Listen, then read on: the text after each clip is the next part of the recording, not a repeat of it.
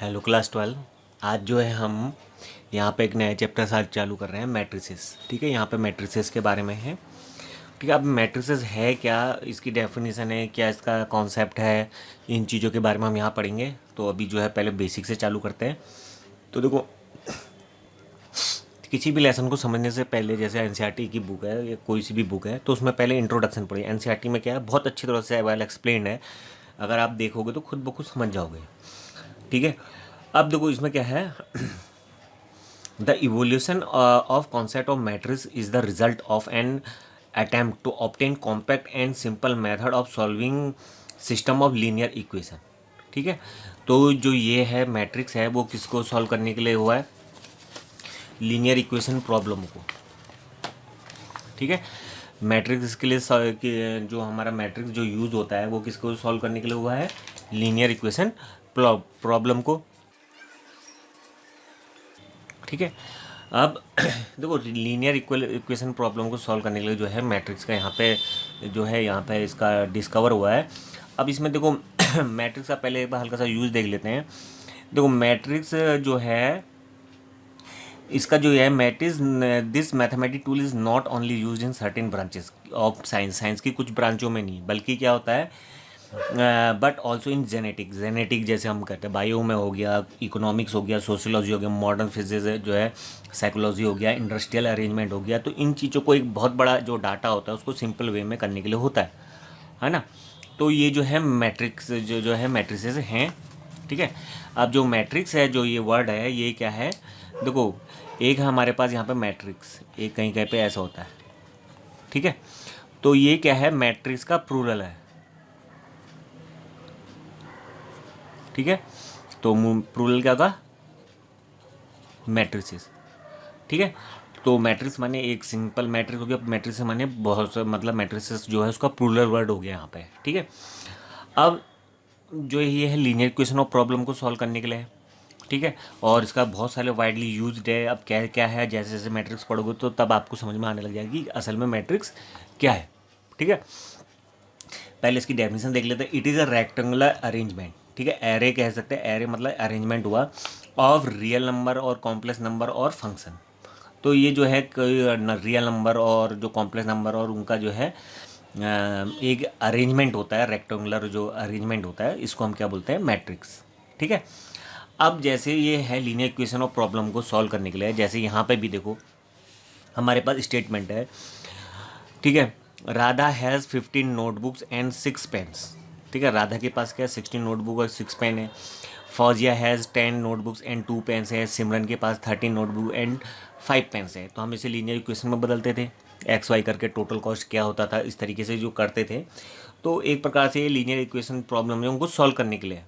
ठीक है, अब इसको क्या होता है, देखो इसको अगर हम टेबुलर फॉर्म में लिखेंगे तो यहाँ पे क्या आएगा, राधा। ठीक है, फिर फौजिया और फिर सिमरन। ठीक है, अब इनके पास नोटबुक्स कितनी है,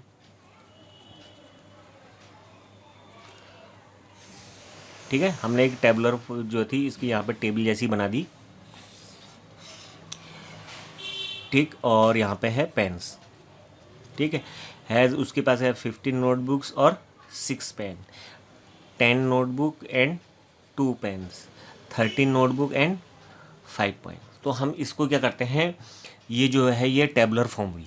ठीक है, यहाँ पे जैसे ये दे दिया तो ये टेबुलर फॉर्म हो गई। तो इसको क्या है, मैट्रिक्स में क्या करते हैं, इसको जो है इस तरीके से लिखा जाता है। ठीक है, 15, 10, 13, है ना, 6, 2, 5। ठीक है, अब आप सोचोगे कि इसको ऐसे ही, ये भी तो इजी है, ये आधा आधा फौजिया सिमरन यहाँ पे भी रख देते हैं। लेकिन जैसे डेफिनेशन हम देखते हैं तो डेफिनेशन में क्या कह रहा है, it is a rectangular arrangement of real number complex number of function. तो रियल नंबर कॉम्प्लेक्स नंबर कोई फंक्शन होने चाहिए, तो इसलिए जो है इसमें ज़्यादातर इस तरीके से इसको हम यहाँ पे रखेंगे। ठीक है, तो इसको इस तरीके के बॉक्स में रखा जाता है, रेक्टेंगुलर अरेंजमेंट है ना। और किसी किसी बुक्स में इसको ऐसे रखा जाता है, 15, 6, 10, 2, 13, 5। ठीक है, ये भी मैट्रिक्स है। ये दोनों जो रिप्रेजेंटेशन है मैट्रिसेस के एनसीईआरटी में मोस्टली इस तरीके से दिया है ना। अगर हम इसी तरीके से अदर्स बुक देखेंगे तो उसमें अरेंजमेंट हमें इस तरीके से भी मिलता है। ठीक है, अब जो है इसमें देखो इसमें कुछ टर्म्स यूज होंगे, जैसे ये जो है लाइन, ठीक है, इन्हें बोलते हैं रो। ठीक है, ये हो गई रो 1। ठीक है, पहली रो। ऐसी कितनी रो है इसमें, ये यहाँ पे शॉर्ट टर्म R2 लिख दे रहा हूँ, ये रो 2 हो गई, है ना। इसी तरीके से R3 हमारे पास क्या होगी, ये वाली रो हो जाएगी।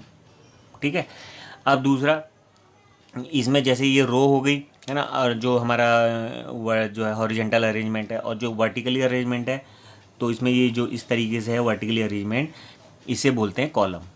ये हो गया कॉलम 1 और ये कॉलम 2। ठीक है, तो matrix is arrangement of real and complex number of, और कोई फंक्शन भी हो सकता है, फंक्शन जैसे x² + 2x + 3, एक कोई इक्वेशन भी हो सकती है ना। तो इस तरीके का एक अरेंजमेंट होता है, रेक्टेंगुलर अरेंजमेंट होता है। ठीक है, जिसमें जो होता है हमारा डाटा जो होता है रो और कॉलम में क्या होता है, अरेंज्ड होता है। ठीक है, इस चीज़ को आप ध्यान रखोगे।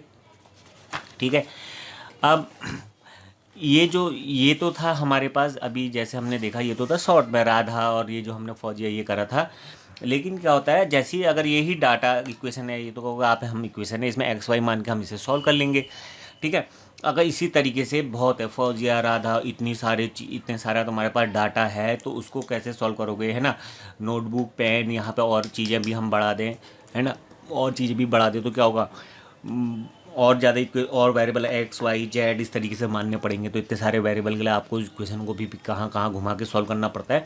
तो इसका एक शॉर्ट अरेंजमेंट है, इसको किस तरीके से हमें सॉल्व करना है। तो ये जो है मैट्रिक्स है, जो हमें एक मेथड देती है कि इस लीनियर इक्वेशन प्रॉब्लम को हम और किस किस तरीके से सॉल्व कर सकते हैं। ठीक है, ये अरेंजमेंट है, दोनों एक इसी का अरेंजमेंट है। इसमें रो हो गया और कॉलम हो गया। ठीक है, अब इसमें जो होता है एक टर्म आता है इसमें, ऑर्डर ऑफ मैट्रिक्स। ठीक है, ऑर्डर ऑफ मैट्रिक्स। ठीक है, मैट्रिक्स यानी कि जो एक मैट्रिक्स है इसका ऑर्डर हम किस किस तरीके से लिखेंगे कि किस ऑर्डर का है। ठीक है, तो इसमें ठीक है, अब इसका जो ऑर्डर है तो इसके ऑर्डर को लिखा यहाँ पे इस साइड में लिखा जाता है। देखो इसमें रो कितनी है, 1 2 3, रोज कितनी है हमारे पास, 3 है। और कॉलम कितने हैं, कॉलम है हम पे 1 2, 2 कॉलम है। ठीक है, तो यानी कि इसका जो ऑर्डर होगा, ऑर्डर कितना होगा, पहले आएगा rho into column, number of row और नंबर इंटू कॉलम आता है। ठीक है, और या इसको हम m/n दिखा देते जनरली, m रो और n कॉलम वाला है इस तरीके से। ठीक है, अभी इसमें यहाँ पे ध्यान रखिए, इसमें रो कितनी है, 3, तो 3/2। तो ये क्या है, 3/2 का ऑर्डर का एक मैट्रिक्स है ना। अगर कोई मैट्रिक्स इस तरीके का हो गया 2 3 1 4, तो इसका ऑर्डर क्या होगा, 2 रो और 2 कॉलम है, तो 2/2। अगर कोई मैट्रिक्स इधर इस तरीके का है, तो इसमें कितने 1 2 3, 3 रो हैं और कॉलम कितना है, एक ही है, तो 3/1। इस तरीके से हम यहाँ पे क्या कर सकते हैं, इन्हें दिखा सकते हैं। ठीक है, तो ये तो हो गया हमारा ऑर्डर। ठीक है, अब जो मैट्रिक्स है इसमें जैसे एक वो टर्म जो अंदर जो हमारे ये जो डाटा है इसको यहाँ बोला जाता है एलिमेंट। ठीक है, तो एलिमेंट्स को जो होता है सिंपली AIJ की इस तरीके से दिखाएंगे। एलिमेंट AIJ है, तो मैट्रिक्स AIJ की फॉर्म में करते हैं। तो मैट्रिक्स का जैसे कोई ये मैट्रिक्स A है, ठीक है, इसको AIJ है ना, AIJ ऐसे शॉर्ट में M/N, N/M, M रो और N कॉलम है इसमें। ठीक है, अब इसमें क्या होता है जो I है, I की वैल्यू 1 और जो होती है M, जो पहला वाला है IJ में, तो ये हमारा दिखा रहा है रो को। ठीक है, और ये कॉलम को रिप्रेजेंट कर रहा है। ठीक है, और जो J की वैल्यू है वो भी 1 और जो होगा एन के बराबर होगी या 1 के, इनके बीच में इसकी वैल्यू होती है, ठीक है। और जो यहाँ आई कॉमा जे है वो बिलोंग्स टू नेचुरल नंबर, यानी कि नेचुरल नंबर होते हैं, माइनस में नहीं हो सकते, ठीक है। जैसे माइनस, क्या कहते हैं, -1 की पोजीशन में खड़े हो जाओ तो कहाँ खड़े हो गए, दूसरे तीसरे नंबर में बोलते हम तो पता चलता है कि ना यहाँ पे यहाँ पे। तो इस तरीके से है। तो जो आई यहाँ पर रिप्रेजेंट कर रहा है रो को, और जे जो है कॉलम के नंबर को कर रहा है, और ये इसका यहाँ पे। तो एक प्रकार से रेफरेंस में एज अ शॉर्ट इस तरीके से है, ठीक है। अब जैसे इसको हम दिखाना चाहें तो इसको जैसे पूरा है AIJ है ना, एम रो और एन कॉलम है, नंबर ऑफ कॉलम। अगर मैं इसको रिप्रेजेंट करूँ तो इसको अगर मैं पूरा एम एन की वैल्यू कहूँगा तो शॉर्ट नोटेशन होगी ना जनरल फॉर्म में, तो इस तरीके से होगा, ठीक है। अब इसमें हम जो होता है 1 1 से चालू करते हैं। ए, ठीक है, पहला वाला रो था, है ना, और दूसरा वाला कॉलम को रिप्रेजेंट कर रहा है, और ये भी रो को, और ये भी नंबर ऑफ कॉलम को रिप्रेजेंट कर रहा है। तो A11 का मतलब होता है फर्स्ट रो फर्स्ट कॉलम, पहली रो और पहला कॉलम। तो ये इसका एड्रेस हमें मिल गया। जैसे आप कंप्यूटर करते होगे, एक्सेल करते होगे, तो एक्सेल में भी एक रेफरेंस होता नहीं है, D21 D323 इस तरीके से जो होते हैं। तो जैसे इसी का यूज़ एक प्रकार से स्प्रेडशीट जो हमारा सॉफ्टवेयर है एक्सेल, वो भी क्या है, इसी टाइप के एरे पे ही डिपेंड करता है, ठीक है। अब इसके बाद वाले एलिमेंट को होगा रो 1, पहली रो चल रहा है ना, और दूसरा कॉलम, ठीक है। फिर A13 इस तरीके से चलेगा, एंड सो ऑन। इस तरीके से चलते चलते हमारे यहाँ पे ए जो होगा तब तक चलता रहेगा जब तक कि A1 यहाँ पे जो है जे की वैल्यू कितना हो जाए n, ठीक है। जैसे हमारा अभी इसका एक जनरल है, उसको उस हिसाब से बता रहा हूँ। फिर इसके बाद जाएगा A21 A22 दूसरा रो दूसरा कॉलम है ना, A23 एंड सो ऑन, ये चलेगा A2n तक, ठीक है। फिर A31 A32 A33 and so on A3n, ठीक है। इस तरीके से ये चीज़ हमारी यहाँ पे चलती रहेगी। अब ये जैसे यहाँ पे इस वाले में देखो कॉलम फिक्स है 1111 वाला नंबर, लेकिन रो के बदल लो 1 2 3। तो इस तरीके से हम जब नीचे को आएंगे तो हमारे पास आएगा A, लास्ट रो हम रो में पहुँच जाएंगे M, है ना, और कॉलम कौन सा होगा 1, ठीक है। ठीक है, फिर ऐसी ये first row second row third row थी, तो इस तरीके से यहाँ पे क्या आएगा M, दूसरा वाला क्या आएगा AM2 mth रो और दूसरा कॉलम AM3 इस तरीके से, एंड सो ऑन यहाँ पे आ जाएगा AMN, ठीक है। और इसका ऑर्डर कितना है M/n। तो ये हमारा शॉर्ट नोटेशन हो गया, और जो ऑर्डर है उसी हिसाब से एलिमेंट इतने आ जाएंगे, ठीक है। अब जैसे AIJ है ना, ये है 2/3, ठीक है। अगर मैं इसको खोलना, इसको पूरा अगर पूरा करूँगा तो क्या बनेगा, तो देखो यानी कि 2 रो बनेंगी इसमें रो कितनी बनेंगी 2, और कॉलम कितना आएंगे 3। तो 2 रो बनेंगी, तो पहली रो से हम चलेंगे A11, पहली रो पहला कॉलम A12 A13, तो कॉलम 3 है ना, तो 1 2 3 कॉलम पूरा होगा, यहाँ पे हम रुक जाएंगे। फिर ऐसे ही दूसरा आएगा A21 A22 A23। तो इस तरीके से हमारे पास यहाँ पे 2/3 का एक मैट्रिक्स हमारा यहाँ पे आ गया, ठीक है। नंबर ऑफ एलिमेंट, ठीक है, नंबर ऑफ एलिमेंट क्या होगा, इनकी मल्टीप्लाई करके निकलेगा रो और कॉलम को, तो 2 × 3 हमारे पास कितने होंगे 6। तो इस तरीके से जो है कॉलम को ये करेंगे, ठीक है। धीरे धीरे करके क्या होगा, ये हमारे पास सॉल्व होता रहेगा, ठीक है। अलग अलग ऑर्डर के हैं, है ना। अगर ये यहीं पर अगर इसका ऑर्डर मैं अगर चेंज कर दूँ, AIJ 3/2 है, तो इसको करता तो ये मैट्रिक्स कैसे होता है देखो, यानी कि रो कितनी है 3 और कॉलम कितने 2, तो क्या आएगा A11 A12, 2 कॉलम थे तो वहाँ तक की चलेंगे। फिर A21 A22, ठीक है। फिर A31 क्योंकि तीसरा इसमें रो थर्ड रो भी है, तो A3 और A32 तक जितने कॉलम होते हैं उतने नंबर तक जाते हैं। ये आ गया हमारा 3/2 का। तो इस तरीके से यहाँ पर ऑर्डर भी बहुत डिपेंड करता है। ठीक है, मैट्रिक्स का रिप्रेजेंटेशन आपको समझ में आ गया होगा। ठीक है, जैसे जैसे अभी इसके न्यूमेरिकल करोगे, हैबिचुअल होगे, तो वैसे वैसे ये चीज़ें क्या होगी, समझ में आने लगेगी। नेक्स्ट पॉइंट है हमारा टाइप्स ऑफ मैट्रिक्स।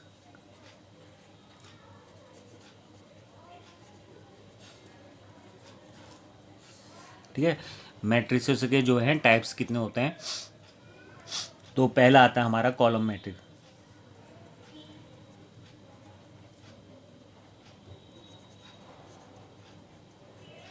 ठीक है, तो a matrix said to be column, it has only one column. देखो नाम से ही पता चल जा रहा है, अगर उसके पास केवल और केवल क्या होगा, वन कॉलम होगा, तो हम उसे क्या कहेंगे, कॉलम मैट्रिक्स। ठीक है, यहाँ पे बुक है। तो कॉलम मैट्रिक्स हो गया, तो वो कुछ इस तरीके का होगा। ठीक है, -3 2 5 4। ठीक है, तो एक ही कॉलम है और रो कितनी, 1 2 3 4। तो अगर मैं इसका ऑर्डर लिखूंगा तो 4/1। ठीक है, तो इस तरीके से ये हो गया। ठीक, ये तो हो गया हमारा कॉलम मैट्रिक्स। ठीक, इस तरीके से हमारा क्या बन सकता है, रो मैट्रिक्स। ठीक है, रो मैट्रिक्स क्या होगा, जिसमें एक ही रो हो। ठीक है, हॉरिजेंटल वे में हमें मिलेगा। तो जैसे ये होगा इस तरीके से 1 0 -1 2 3 4, ये हमारे पास है। तो इसमें देखो कितना, एक रो है और कॉलम कितना हो गया, 1 2 3 4 5 6। तो ये 1/6 ऑर्डर का क्या है हमारे पास, रो मैट्रिक्स है। ठीक है, अब इसी तरीके से अब जो हमारा नेक्स्ट पॉइंट है स्क्वायर मैट्रिक्स, ये क्या है, बहुत इंपॉर्टेंट है। ठीक है, अदर जो मैट्रिक्स है उनको समझने के लिए। ठीक है, किसको, अदर्स मैट्रिक्स को। तो स्क्वायर मैट्रिक्स,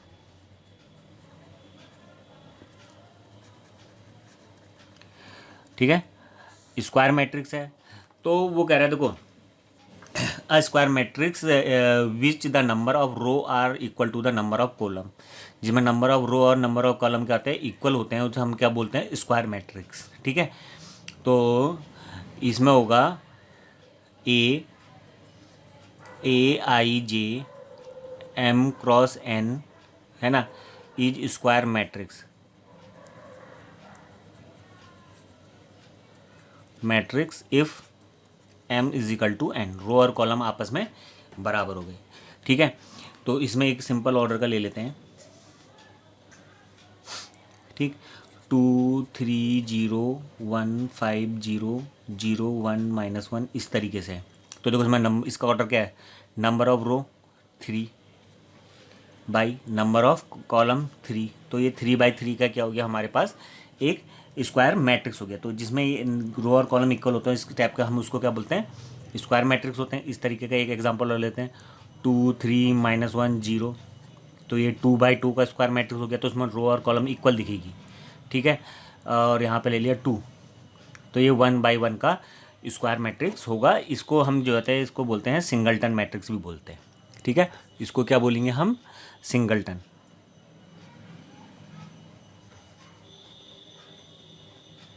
ठीक है, सिंगलटन मैट्रिक्स।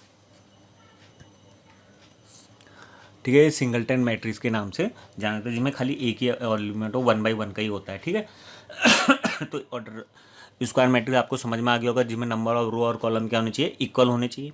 ठीक है, ये आ गया। अब इसी में ही है अगला टर्म है हमारे पास, जो है डायगोनल मैट्रिक्स। ठीक है, अब जो डायगोनल मैट्रिक्स है, नाम से ही पता चल गया। ठीक है, अ स्क्वायर मैट्रिक्स बी जो है, BIJ m×m जो है, ठीक है, कोई स्क्वायर मैट्रिक्स डायगोनल मैट्रिक्स होगा, है ना, if all non diagonal element are 0। ठीक है, जो डायगोनल को छोड़ के जो बाकी एलिमेंट होंगे वो क्या होंगे, 0 होना चाहिए, तो हम उसे डायगोनल मैट्रिक्स बोलते हैं। ठीक है, डायगोनल मैट्रिक्स। ठीक है, तो डायगोनल मैट्रिक्स का होता है, स्क्वायर मैट्रिक्स ही होता है, जिसमें क्या होता है, डायगोनल के एलिमेंटों को छोड़ के, जैसे डायगोनल हम यूँ करते नहीं करते हैं, तो जैसे 2 और 3 है और बाकी एलिमेंट 0 है, तो it is a diagonal matrix of order 2/2। ठीक है, इसकी पहले वो कि इसमें क्या होना चाहिए, स्क्वायर मैट्रिक्स होना चाहिए। ठीक है, तो कुछ भी हो सकता है इसमें, -1.123 है ना, 405, 1/2 -1 0। तो ये भी क्या हो गया, 3/3 का क्या हो गया, जो है स्क्वायर मैट्रिक्स है। ठीक है, ये क्या है, स्क्वायर। ठीक है, अब डायगोनल मैट्रिक्स अगर होता है तो डायगोनल मैट्रिक्स में क्या कह रहा है कि ये जो है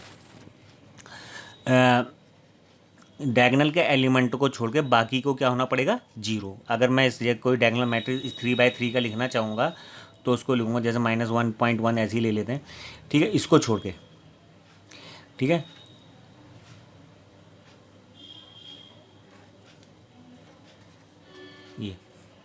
ये होगा डायगोनल मैट्रिक्स। ठीक है, ये डायगोनल मैट्रिक्स होगा, क्योंकि इसमें ये बता रहा हूँ कि डायगोनल तो ये है तो स्क्वायर मैट्रिक्स है, लेकिन ये डायगोनल मैट्रिक्स कब होता है, जब इसके डायगोनल वाले एलिमेंट के अलावा बाकी सब क्या हों, जीरो हों। ठीक है, तो ये हमारे पास आएगा डायगोनल मैट्रिक्स। ठीक है, इसके बाद जो अगला टर्म हमारा यूज़ हो रहा है, स्केलर मैट्रिक्स।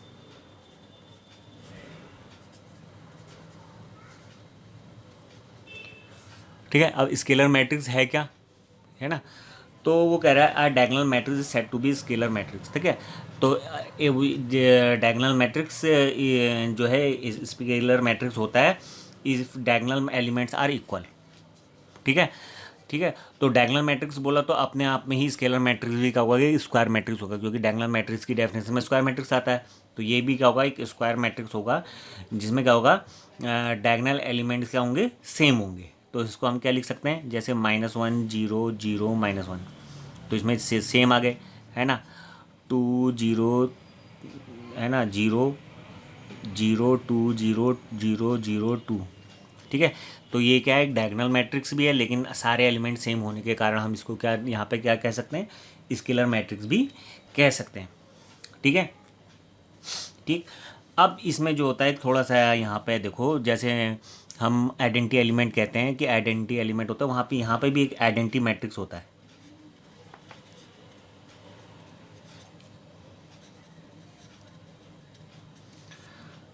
ठीक है, तो identity matrix is a type of diagonal matrix in which जो होता है diagonal elements are only 1 and rest elements are 0। ठीक है, तो इस तरीके का मैट्रिक्स हमारे पास क्या होगा, वो आइडेंटिटी मैट्रिक्स होगा। तो इसको जो होगा हम इस तरीके से दिखाते हैं, जैसे 1 0 0 0 1 0 0 0 1। तो बस इसके जो डायगोनल मैट्रिक्स 1 नंबर वो कितना होना चाहिए, 1 होना चाहिए, 1 0 0 1। तो इस तरीके से ये क्या होगा, हमारा आइडेंटिटी मैट्रिक्स होगा।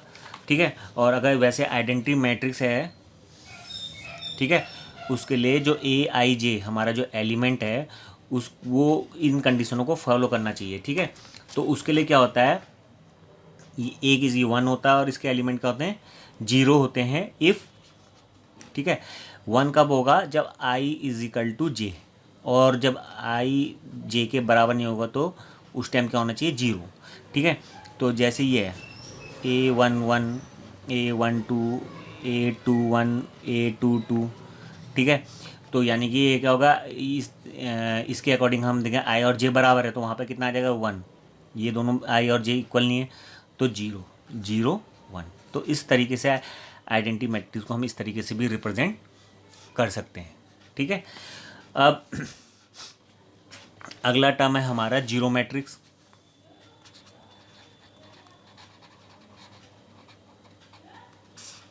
ठीक है, तो जीरो मैट्रिक्स सिंपल है, a matrix is said to be zero matrix if its all elements are zero. ठीक है, तो ये जीरो मैट्रिक्स हो गया।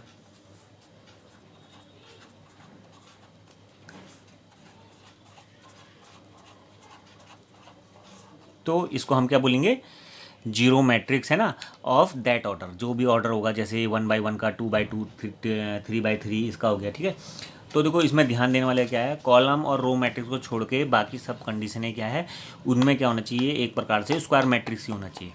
ठीक है, स्क्वायर मैट्रिक्स के ऊपर डिपेंड है। तो स्क्वायर मैट्रिक्स क्या होता है, जिसमें रो और कॉलम क्या होते हैं, नंबर ऑफ रो और कॉलम आर इक्वल होते हैं।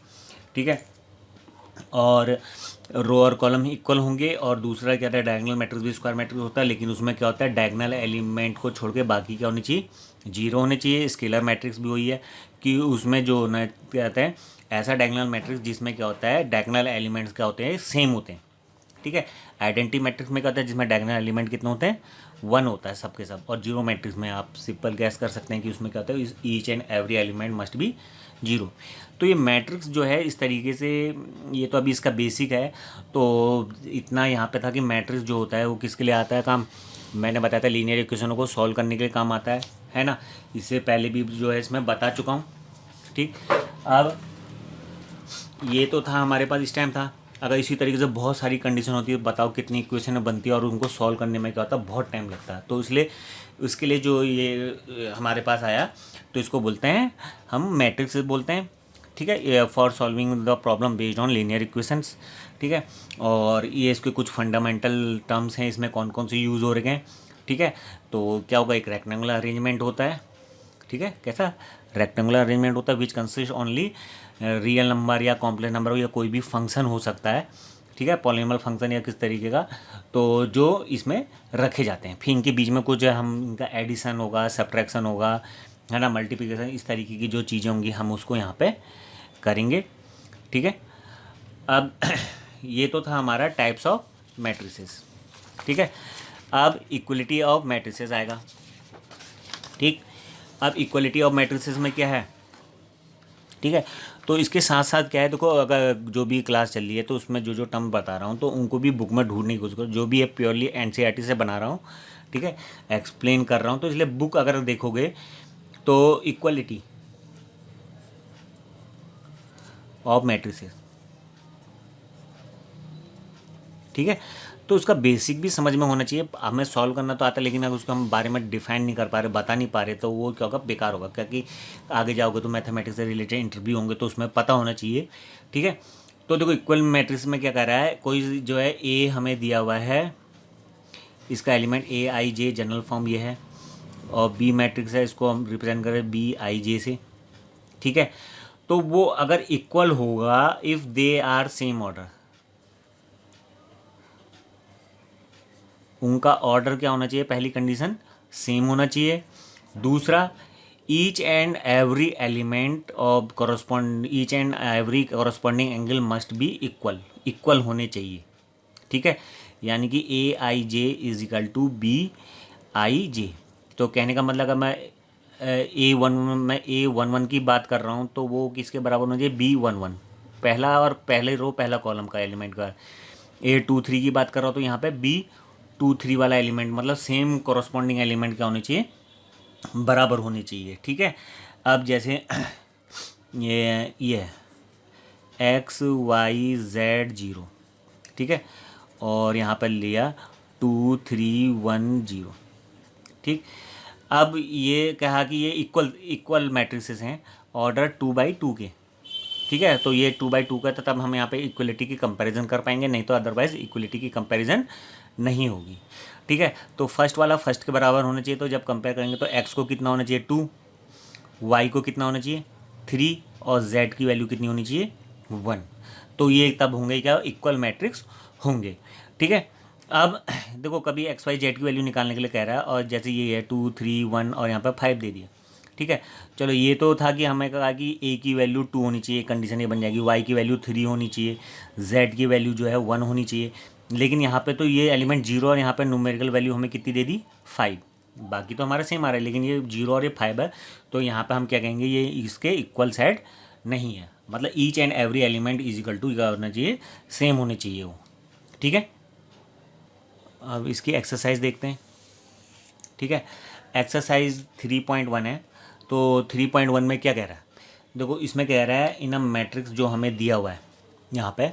ठीक है, बुक खोल लो, वहाँ पे वो रहा द ऑर्डर ऑफ मैट्रिक्स क्या होगा पहले वाले में। ठीक है, तो ऑर्डर ऑफ मैट्रिक्स क्या होता है, देखो 1 2 3, तो रो कितनी है, पहले मैंने बताया था M/n का होता है, पहला वाला रिप्रेजेंट करता है रो को, दूसरा वाले किसको करता है, कॉलम को। तो इसमें जो ऑर्डर हो जाएगा वो आएगा हमारे, कितनी रो हो गई 3, और कॉलम कितने हो गए 1 2 3 4, तो 3/4, तो order of matrix is 3/4। Number of elements, ठीक है, नंबर ऑफ एलिमेंट में बताया था मैंने कहा रो और कॉलम की जितने टोटल नंबर ऑफ रो और कॉलम की मल्टीप्लाई कर दीजिए। तो कितना आ जाएगा 12। ठीक है, तो ये हमारा दूसरा हो गया। ठीक, अब वो कह रहा है यहाँ पे right element A13, A21, A33, A24 और A23, इनकी वैल्यूज़ हमें यहाँ से छांट के जो है मैट्रिक्सों में से वो करके हमें लिखनी है। ठीक है, अब जब हम इसमें देखेंगे तो A13 पहली रो तीसरा कॉलम 1 2 3, तो यहाँ पे देखो पहली रो और तीसरा है जो इसका कॉलम कितना आ गया 19। ठीक है, दूसरी रो पहला कॉलम दूसरी रो और पहला कॉलम तो 35। ठीक है, अब अगला है 3 1 2 3 थर्ड रो और थर्ड कॉलम कितना आ गया -5। ठीक है, फिर 8 2 4 तो 1 2 दूसरी रो और 1 2 3 4 चौथा कॉलम तो कितना आ गया 12।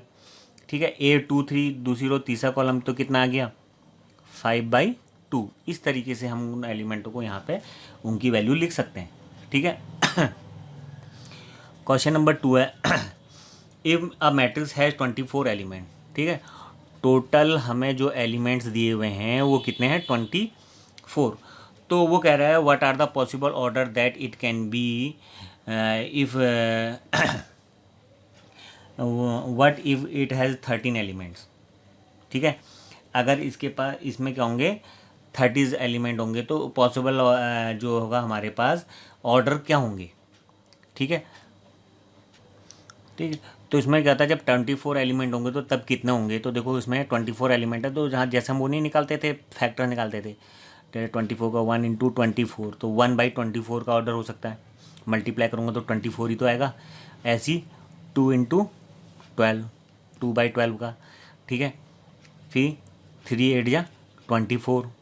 ठीक है, 4 × 6 4 6 जा 24, 5 से नहीं होगा। फिर 6 4 जा रहा है फिर उल्टा आने लग गया ना, तो अब यानी कि यही बनेंगे। तो एक बनेगा 6 4 जा है ना 8 3 जा, जहाँ से उल्टा आने लगेगा तो हम वहाँ से उल्टा चलने लग जाएंगे 12 2 जा और 24 × 1। ठीक है, पहला वाला देखो एक ही रो और कॉलम 24 हैं तो यानी कि एक सीधे ये हमारा कौन सा हो गया रो मैट्रिक्स हो गया और ये कॉलम मैट्रिक्स हो गया। बाकी ये सब क्या हैं अदर मैट्रिक्स हैं उनके ऑर्डर ये हैं। तो हमारे पास पॉसिबल ऑर्डर क्या रहेंगे इस तरीके से यहाँ पे आ जाएंगे। ठीक है, ये अब वो कह रहे हैं 13 होते। ठीक है, जब 13 होते तो उसका ऑर्डर देखो तो क्या आएगा 13 के हिसाब से अगर हम करेंगे तो हमारे पास आएगा 1 × 13 और किसी की टेबल में आता नहीं है तो यानी कि 13 × 1 तो 1, 13 और 13, 1 इस तरीके से बनेंगे। ठीक है, अब वही क्वेश्चन यहाँ पे दोबारा कह रहा है इफ़ अ मैट्रिक्स है 18 element what are the possible order that it can have. तो what if it has 5 element, तो इसमें किस तरीके से होगा। तो इसमें देखो थर्ड है जब 18 एलिमेंट होंगे तो उसका ऑर्डर होगा जैसे 1 × 18 ये रहेगा ही रहेगा। ठीक, 2/9 है ना, फिर 3 6 या 18। ठीक है, 4 की टेबल में नहीं आता 18, 5 की नहीं आता 6 3 या 18 है तो उल्टा आने लग गया ना, तो 6 × 3 9 × 2 और 18 × 1। तो ये उसके पॉसिबल ऑर्डर होंगे। अब वो कह रहा है कि जब 5 होंगे तो अपना भी प्राइम नंबर है तो 1 × 5 और एक 5 × 1, दो यही दो ऑर्डर हमें मिलेंगे। तो इस तरीके से हम यहाँ अब जो है क्वेश्चन नंबर हम जो है 4th। ठीक है, क्वेश्चन नंबर 4 में क्या है construct a matrix of order 2/2 है ना, और मैट्रिक्स AIJ है जिसमें AIJ एलिमेंट को इस तरीके से डिफाइन करा है। ठीक है, तो पहले हमें ध्यान क्या रखना ऑर्डर है 2/2। ठीक है, अब इसका जैसे एक क्वेश्चन बता देता AIJ हमें इस तरीके से डिफाइन करा हुआ है तो I + J का स्क्वायर और फिर होल अपॉन 2 है। ठीक है, अब इस मैट्रिक्स को हमें बनाना है तो किस तरीके से करेंगे। तो देखो इसमें जो I की वैल्यू है ठीक है वो 1 से और J की वैल्यू भी क्या होगी 1 या 1 से बड़ी होगी, लेकिन कहाँ तक जाएगा तो ये जो जाता है I वाला जाता है रो के बराबर तक। रो कितनी है 2 और कॉलम कितना है 2, तो 1 और 2 का हम लेंगे तो 2/2 का। तो पहला बनेगा 1 1। ठीक है, फर्स्ट रो फर्स्ट कॉलम तो A 1 1 रखेंगे तो कितना आएगा 1 + 1 ठीक है, 2 का स्क्वायर अपॉन 2, तो ये एक कट जाएगा, 4 आएगा तो कटेगा, तो कितना आ गया 2। ठीक है, A12 first row second column. अब एक 1 कॉलम और 2 कॉलम पहली रो हो गए, और 1 और 2 कॉलम है, ये पूरे हो गए। ठीक है, तो आ गया 1 + 2 का होल स्क्वायर अपॉन 2, 3 का स्क्वायर अपॉन 2 यानी कि 9/2, इस तरीके से आ गया। ठीक है, अब नेक्स्ट वन, अब दूसरी रो में आएंगे, तो दूसरी रो का फर्स्ट एलिमेंट और को दूसरा कॉलम आएगा A21, तो आ गया 3 का स्क्वायर अपॉन 2, तो 9/2। अगला A22, 2 + 2 का होल स्क्वायर अपॉन 2,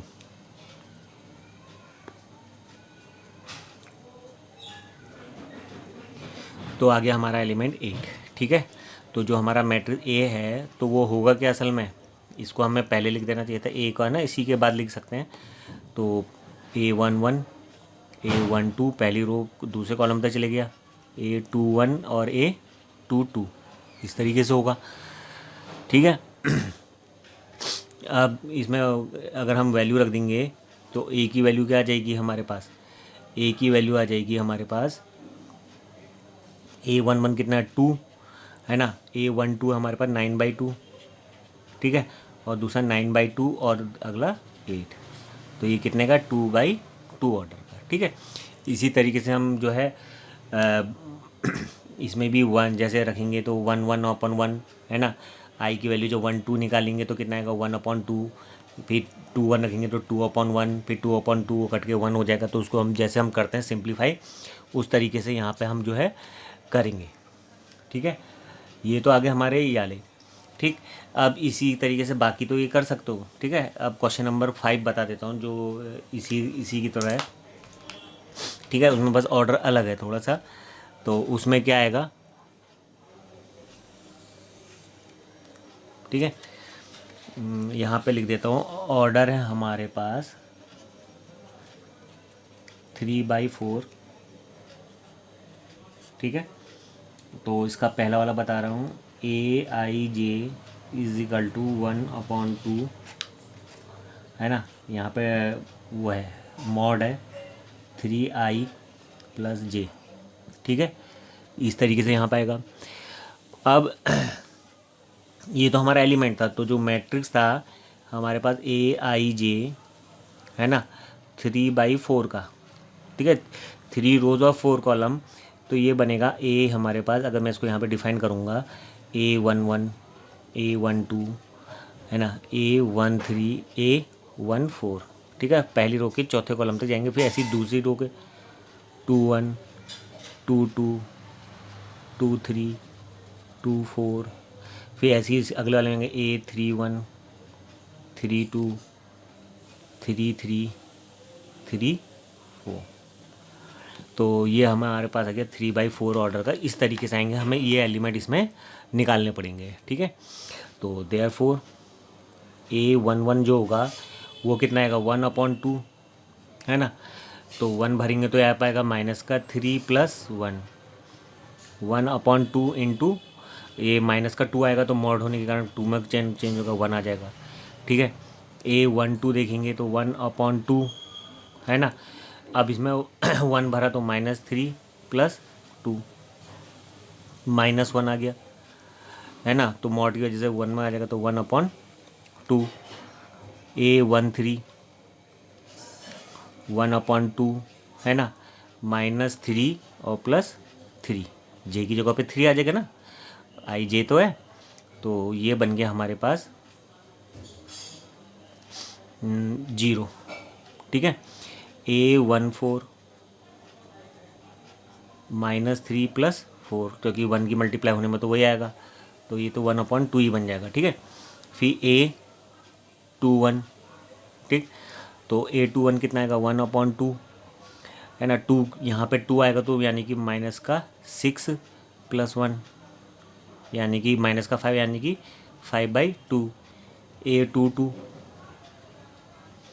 तो यहाँ पे भर दिया, यहाँ पे 2 भरा तो -6 प्लस 2, तो 4/2 2 आ गया।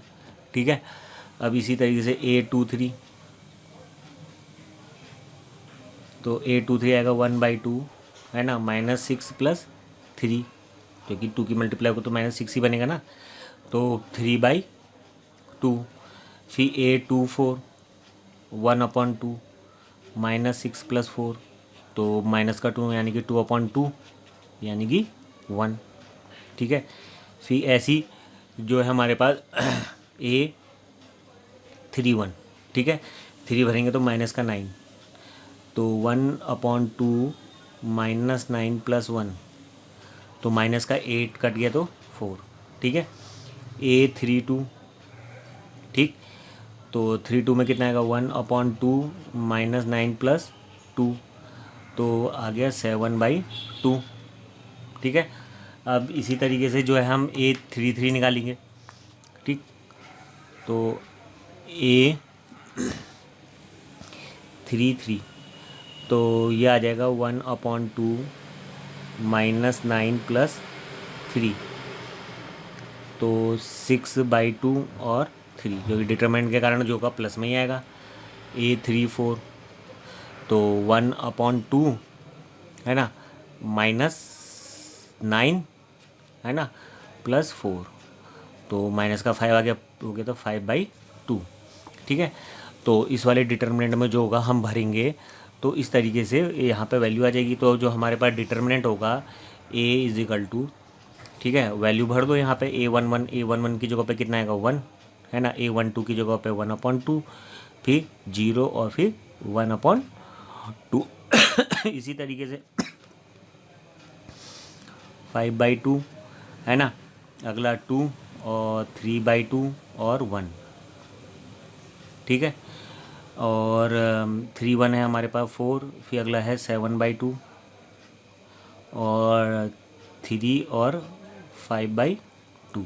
तो इस तरीके से ये जो है हमारे पास इस ऑर्डर का ये मैट्रिक्स हमारे पास यहाँ पे बन गया। तो इस तरीके से हम क्या करेंगे, ये वैल्यूज़ को रख के हम यहाँ पे आंसर निकाल लेंगे। ठीक है, तो इजी है। तो ये था हमारा क्वेश्चन नंबर 5। ठीक है, अब करते हैं क्वेश्चन नंबर 6। क्वेश्चन नंबर 6 में हमें जो है वैल्यू निकालनी है XY Z इनकी। तो हमें दिया है 4 3 X 5, और अगला दिया है YZ1 5। ठीक है, अगर ये ऑन कंपेयर, ठीक है, तो here comparison is possible if the order of matrix are same. यहाँ पे कंपैरिजन तभी संभव है जब यहाँ पे क्या होगा, ऑर्डर सेम होगा। 2/2 का ये भी है, 2/2 का ही, तब पहला एलिमेंट पहले वाले के साथ होगा। तो एक प्रकार से Y = 4, है ना। अगला Z है, तो Z = यहाँ पे 3, X = 1 और 5 = 5। ये चीज़ यहाँ पे सेम है, तो ये क्या है, मैट्रिक्स सेम इक्वल है। ठीक है, यहाँ पे 4 होता है, यहाँ 5 होता है, तब ये यहाँ पे ये जो हम वैल्यूज निकाल रहे हैं ये पॉसिबल नहीं होती, हमें यहाँ पे सेम होना चाहिए था। ठीक है, अब जैसे सेकंड है, ठीक, सेकंड वाले में देखो हमने पढ़ा था कि वहाँ पे फंक्शन होना चाहिए, तो x + y है 2 5 + z और xy 6 2 5 8। ठीक है, अब यहाँ पर 2 तो सेम है, यानी कि पॉसिबल है। कंपेयर करेंगे तो x + y = 6 बन रहा है, 5 + z = 5। तो यहाँ से कंपेयर करके निकालेंगे तो z की वैल्यू कितनी आ जाएगी, 0। ठीक है, z की वैल्यू 0 आ गई। और फिर है x y = 8, हमारे पास x y = 8 है। तो वही जैसे हम सॉल्व करते थे, y की वैल्यू निकालेंगे तो 6 - x, तो उसको यहाँ पर रख दो। देयरफॉर x × 6 - x = 8, तो 6x - x² = 8। ये उधर जाके हो जाएगा प्लस का हो जाएगा, ये उधर जाके माइनस का 6x है, 8 उधर, ये तो ये। ठीक है, कंपैरिजन करेंगे तो एक आएगा x - 4 और x - 2 = 0। x वैल्यू 2, 4 ये हमारे पास आ गई। ठीक है, तो हम कह देंगे इसमें जब बन जाएगा when X is equal to 2 है ना, तो y कितना है 6 माइनस 2 तो 4 होगा है ना। इफ़ है ना x इज इक्वल टू 4 तो y कितना हो जाएगा 6 माइनस 4 यानी कि 2 हो जाएगा। तो यानी कि इस तरीके से ये यहाँ पे हमारे पास ये वैल्यूज़ आ गई हैं। तो हमारे पास जो वैल्यूज़ होंगी तो क्या होगा, आंसर में क्या आ जाएगा, वैल्यूज़ याद होगी जब x 2 था तो y 4 था और z 0, x जब 4 था तो y 2 था और फिर z 0। तो ये वैल्यूज़ हमारे पास यहाँ पर पॉसिबल, ये वैल्यूज़ का जो है सीक्वेंस ये है, ठीक है, या तो कॉम्बिनेशन ये होगा या ये होगा, ठीक है। इसी तरीके से जो थर्ड वाला इसमें x plus Y plus Z is equal to 9 है, फिर ये है, ठीक है। तो इसमें हम एक सिंपल वे है कि x की वैल्यू जो निकाल देंगे 5 माइनस जेड, वाई की वैल्यू निकाल देंगे 7 माइनस जेड और उनको यहाँ पर रख देंगे तो पूरी इक्वेशन z में बन जाएगी। तो z की वैल्यू आएगी, उनको पुट करके हम x और y की वैल्यू निकाल लेंगे, ठीक है। तो क्वेश्चन नंबर जो है 6 इस तरीके से जो है इसका थर्ड हो जाएगा, ठीक है। अब जो 7th क्वेश्चन है उसमें कह रहा है find the value of ABCD from following equation. तो देखो इसमें हमें क्या दिया है a माइनस बी है ना, और 2a माइनस बी और 2a प्लस सी और 3c प्लस डी, इस तरीके से है। और यहाँ पर आ गया -1 5 0 13, ठीक है। तो ऑन कंपेयर, ठीक है, क्योंकि दोनों की जो है 2/2 गई है। तो a minus B is equal to -1 और 2a plus C is equal to 5 और 2a minus B is equal to 0, ठीक है। और 3c plus D is equal to 13, ठीक है। इसे इक्वेशन 1 2 3 और इक्वेशन 4 हम यहाँ पे मान लेंगे। तो अब हम जैसे इक्वेशन सॉल्व करते थे सेम वे उसी वे में करेंगे, ठीक है। तो याली इक्वेशन अभी सिंपल है बाई इक्वेशन 3, ठीक है। तो 2a minus B is equal to 0 तो b is equal to 2a आ जाएगा, ये इधर आ जाएगा तो b is equal to 2a तो आएगा, ठीक है। अब इन इक्वेशन फर्स्ट में रखोगे तो a minus B is equal to -1 है, तो एक b की जगह पे कितना है 2a, तो minus a is equal to -1, a की वैल्यू 1 आ गई है ना। Therefore b is equal to 2 into 1, तो b की वैल्यू कितनी आ गई 2 आ गई, ठीक है। अब सेकंड, तो सेकंड में क्या है 2a plus C is equal to 5, a की वैल्यू 1 है तो यानी कि 2 × 2 plus c is equal to 5, तो c इज इक्वल टू 3 हमारा यहाँ पे आ गया, ठीक है। अब यहाँ पे देखते हैं इन 4, तो 3c plus D is equal to 13, तो c की वैल्यू 3 रखेंगे तो 9 plus d is equal to 13, तो d इज इक्वल टू 4। तो फिर कहेंगे now we have the value of X Y Z ABCD is equal to जो है 1 2 3 4 रिस्पेक्टिवली। इस तरीके से हम आंसर निकालेंगे। तो काफ़ी इजी है, ठीक है। करते हैं नेक्स्ट क्वेश्चन। क्वेश्चन नंबर 8 ये हमें दिया है A is equal to AIJ order of M cross N। तो कह रहे हैं इफ़ ए स्क्वायर मैट्रिक्स होगा, इफ़ कब होगा, तो हमें क्या आता है ऑर्डर क्या होने की सेम होने चाहिए। तो यानी कि इसका कौन सा ऑप्शन सही हो जाएगा C, M is equal to N for square matrix जो होता है ऑर्डर सेम होना चाहिए, ठीक है। अब question number 9 which of the given value of x, कि x की कौन सी वैल्यू के लिए जो है पेयर ऑफ मैट्रिक्स इक्वल होंगे।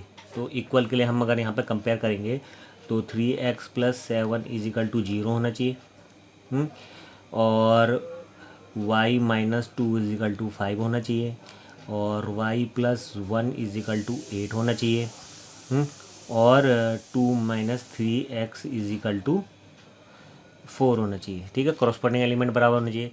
यहाँ से देख रहे तो y की वैल्यू कितनी आ रही है 7, और यहाँ से भी देख रहे तो y की वैल्यू 7, तो यहाँ से देखो दोनों से सेम आ रही है, यानी कि आंसर अभी क्या है y के लिए सही है, ठीक है। अलग अलग आती तो तब वहाँ पर नॉट पॉसिबल होता, ठीक है। अब यहाँ से निकाल लो मैं x की वैल्यू, तो x आ रहा -7/3, ठीक है। और यहाँ से निकालूंगा x की वैल्यू, ये इधर तो एक प्रकार से -3x बराबर 2, तो x बराबर -2/3।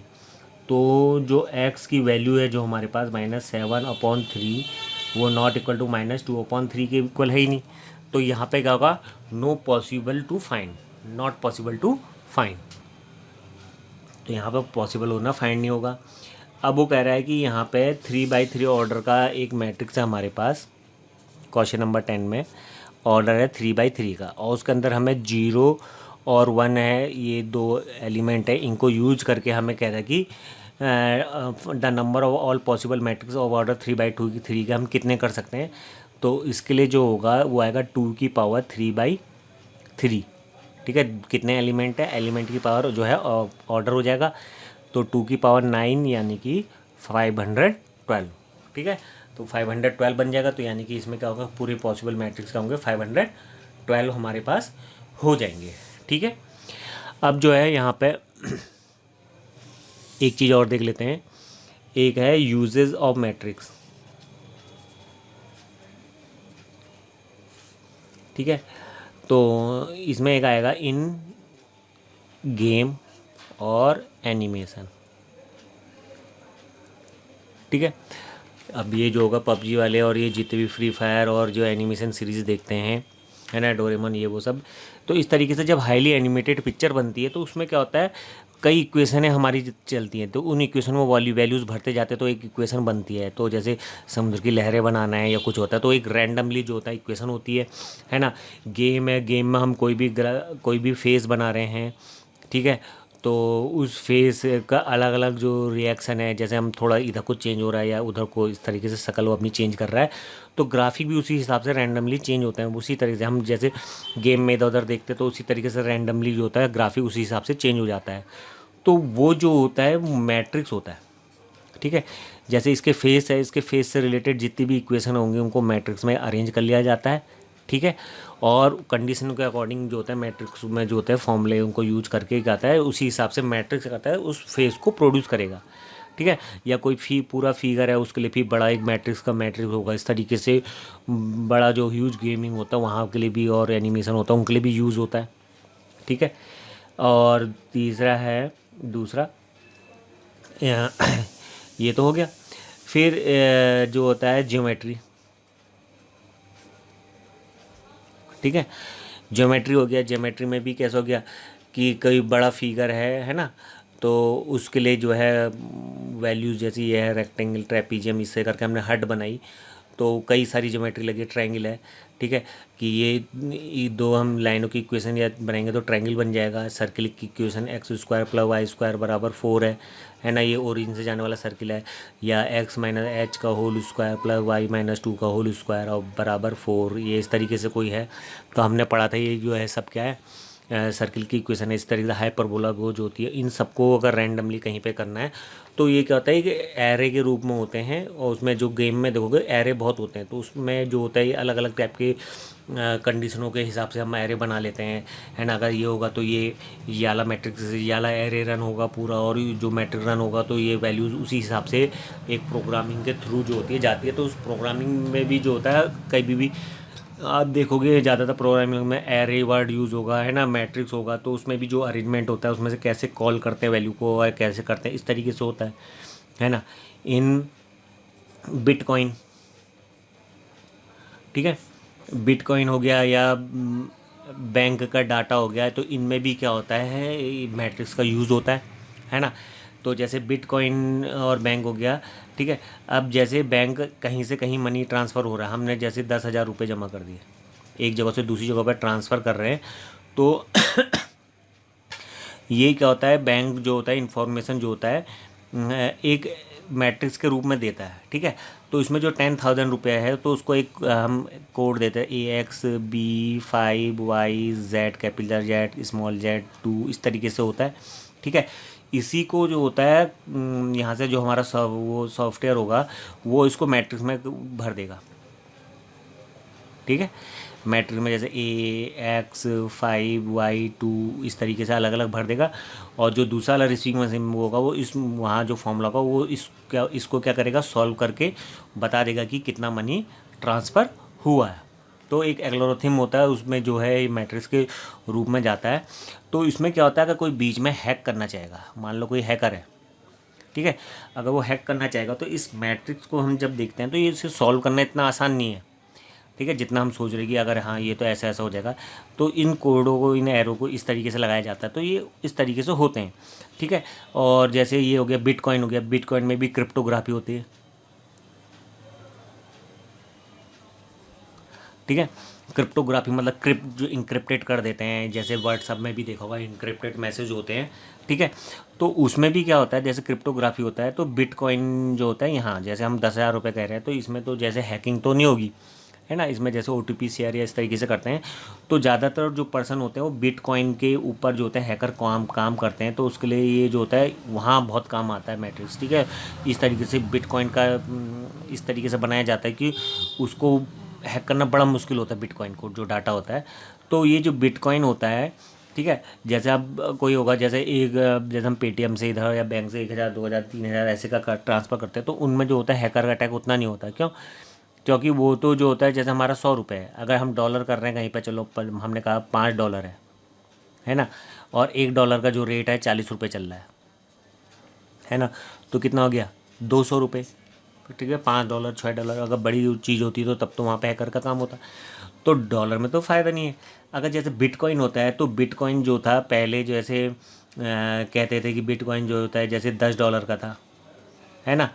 अब कोई इस बिटकॉइन की कीमत जैसे $10 थी, तो उस टाइम मान लेते हैं हम 400 रुपये का था, है ना, 400 रुपये का था। लेकिन जो आजकल की बिटकॉइन की प्रेजेंट कीमत है वो है करीबन 7 लाख, है ना, या 8 लाख, इसके करीबन, या 10 लाख भी हो सकती है। कि ये क्या है, बिटकॉइन के जैसे शेयर उठते हैं तो वैसे बिटकॉइन के भी रेट बढ़ रहे हैं, जैसे डॉलर के रेट भी कम ज़्यादा होता है तो दूसरे बिटकॉइन के। तो अगर कोई हैकर जो है 5 10 20 बिटकॉइन भी कहीं से एक हैक कर लेता है 1 महीने में, तो यानी कि 10 लाख मतलब कितना हो गया, लगभग करोड़ों और करोड़ों में चले जाएगा, है ना।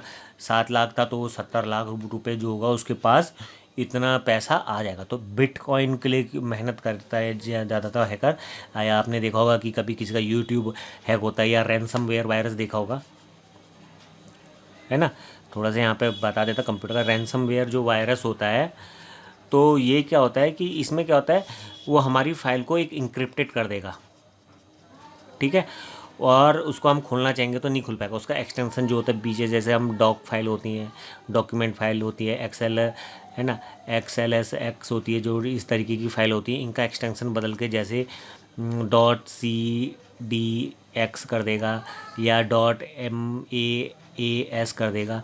तो इस तरीके से जो होता है वो चेंज कर लेता है। फिर उस वो क्या होता है, वैसे तुम उसका एक्सटेंशन को दोबारा वो करोगे तो खुलेगी नहीं, वो इंक्रिप्टेड हो जाती है। तो उसमें क्या होता है, रैनसमवेयर वायरस जो होता है वहाँ पे टेक्स्ट वो आ जाता है ना, पासवर्ड करके इस तरीके से वहाँ पे टेक्स्ट मैसेज भी वहाँ पे ऑटोमेटिकली टैप हो जाता है। तो वो कहता है कि अगर आप अपनी फ़ाइलों को वापस चाहते हैं तो हमें क्या है, जैसे 1 बिटकॉइन 2 बिटकॉइन है ना, या 5 बिटकॉइन, इस तरीके से बिटकॉइन में हमें ट्रांसफ़र करें। क्योंकि बिटकॉइन जो होता है हाईली इंक्रिप्टेड होता है, अगर जैसे ट्रांसफ़र करा तो उसका एक ट्रेस भी नहीं मिलता, है ना, ट्रेस भी करना उसको मुश्किल होता है। और दूसरा क्या होता है, उसके रेट अलग घटते बढ़ते जाते हैं। तो 1 बिटकॉइन भी अगर हम वो कर लेता, कोई अगर ले लेता है तो उसका होता है। तो ये कहता है हैकर, क्या होता है रैनसमवेयर वाले हैकर क्या करते हैं, तो कंप्यूटर में जाकर उन सब फाइलों को एक्शन करते हैं। अब उसमें से कोई आदमी पर्सन, क्योंकि जब कोई बहुत इंपॉर्टेंट डाटा या कुछ होगा तो वो क्या करते हैं, तो उन्हें मजबूरी में क्या होता है वहाँ पे पैसा उस तरीके से ट्रांसफ़र करना पड़ता है ना। तो बिटकॉइन में लेते हैं तो उसको आसानी इजीली ट्रांसफ़र करना, पेन ड्राइव में रख के ले जा सकते हैं, है ना, कहीं पे भी रख सकते हैं। तो इस तरीके से लॉन्ग टाइम के लिए भी बिटकॉइन को ट्रांसफ़र या इधर से उधर ट्रैवल लेके किया जा सकता है, आराम इजीली टू स्टोर है, लेकिन और हाईली इंक्रिप्टेड होता है। तो उसमें जो होता है मैट्रिक्स का यूज़ होता है, ठीक है। तो इस तरीके से क्या है कि मैट्रिक्स का बहुत है, बहुत, जैसे गेम एनिमेशन हो गया, पीसी के साथ ज़रूरी नहीं कि मैट्रिक्स, उसके साथ भी और चीज़ें भी यूज़ होगी, जैसे हम इंटीग्रेशन, डिफरेंशिएशन, है ना, जो कर्व एंड कर्वेचर जो हम पढ़ते हैं, और आगे जैसे हम लीनियर प्रोग्रामिंग पढ़ेंगे, तो ये सब जो लीनियर प्रोग्रामिंग जो आप बड़ी क्लास का गेम थ्योरी है कि किस तरीके से क्या कैसे वो करना चाहिए, ठीक है। तो पॉसिबिलिटी होती है, प्रोबेबिलिटी होती है, काफ़ी चीज़ें होती है जो यूज़ करते हैं। तो उसमें से एक मैट्रिक्स भी बहुत बड़ा यूज़ है, ठीक है। इंक्रिप्शन में हो गया, एनिमेशन, ज्योमेट्री, है ना, और गेमिंग, या कहीं बहुत सारी जगहों पे होता है मैट्रिक्स का यूज़ होता है, जो कि हाईली जो कॉम्बिनेशन बनता है और इसको जो होता है डिस्क्रिप्ट करना उतना आसान नहीं होता है। मैट्रिक्स को जब नोमेनक्लेचर करोगे तो थोड़ा तो बढ़ जाती है। तो उस तरीके से अब वो होने के साथ साथ एक अलग ही कोडिंग लिए हुए होगा अगर मैट्रिक्स, तो क्या होगा, उसे सॉल्व करना और मुश्किल होगा। तो हैकर जो होता है ज़्यादातर बिटकॉइन के लिए ही वो करते हैं। आई होप को आपको ये वाली एक्सरसाइज समझ में आ गई होगी। नेक्स्ट एक्सरसाइज में हम जो है ऑपरेशन ऑन मैट्रिक्स करेंगे, ठीक है। ऑपरेशन ऑफ मैट्रिक्स में एडिशन ऑफ मैट्रिक्स है, सब्ट्रैक्शन है, मल्टीप्लिकेशन है ना, और उनकी जो और प्रॉपर्टीज़ ऑफ जो है मैट्रिक्स, एडिशन है ना, मल्टीप्लिकेशन, इनकी जो है उन सब चीज़ों को हम करेंगे। तो आई होप इतना आपको समझ में आ गया होगा। तो मिलते हैं नेक्स्ट एक्सरसाइज में। Okay bye.